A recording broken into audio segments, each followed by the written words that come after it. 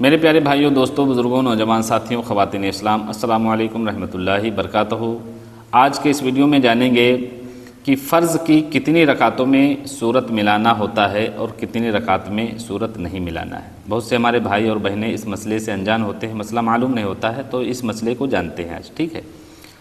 دیکھیے، فرض کی آپ چاہے 4 رکعت پڑھیں یا 3 رکعت کی نیت کیے ہوں یا 2 ہی رکعت کیے ہوں، تو یہ یاد رکھنا ہے آپ کو کہ فرض کی صرف 2 ہی رکعت میں آپ کو سورت ملانا ہے۔ جیسے کہ آپ 4 رکعت پڑھ رہے ہیں، ٹھیک ہے، فرض، تو سب سے پہلے جب آپ نیت کریں گے، ثنا پڑھیں گے، اس کے بعد سورہ فاتحہ، اعوذ باللہ بسم اللہ پڑھ کے سورہ فاتحہ پڑھنا ہے، پھر سورت ملانا۔ اس طریقے سے آپ کو 2 رکعت مکمل کرنا ہے۔ جب آپ تشہد پڑھ کے تیسری رکعت کے لیے کھڑے ہوں گے تو صرف آپ کو بسم اللہ پڑھ کے سورہ فاتحہ پڑھنا ہے۔ اس طریقے سے 4 مکمل کرنا ہے۔ تو یاد رکھنا ہے کہ فرض کی 2 رکعتوں میں سورت ملانا ہے اور باقی کی جو آپ کی رکعت رہیں گی وہ آپ کو سورہ فاتحہ سے پڑھنا ہے، ٹھیک ہے۔ تو اس مسئلے کو سمجھ گئے ہوں گے آپ۔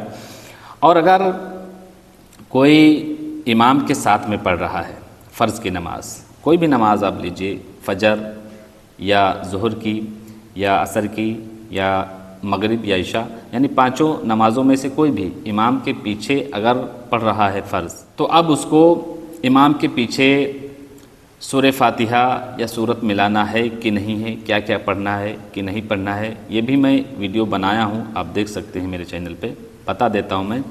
دیکھیے، امام کے پیچھے جب آپ پڑھیں گے تو نیت کر کے صرف آپ کو ثنا پڑھ کے خاموش رہنا ہے، پڑھنا آپ کو کچھ بھی نہیں ہے، ٹھیک ہے۔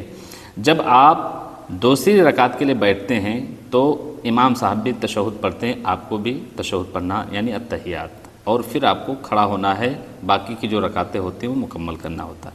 آخر میں جب سلام کے لیے بیٹھتے ہیں ہم، تو سلام کے لیے اگر امام صاحب کے پیچھے پڑھنے ہیں تو آپ کو پڑھنا کیا کیا ہے، آپ کو تشہد، درود ابراہیم، دعائے معصورہ، ٹھیک ہے، اتنی چیزیں پڑھ کے آپ کو سلام پھیرنا ہوتا ہے، اس کے بعد دعا ہوتی ہے۔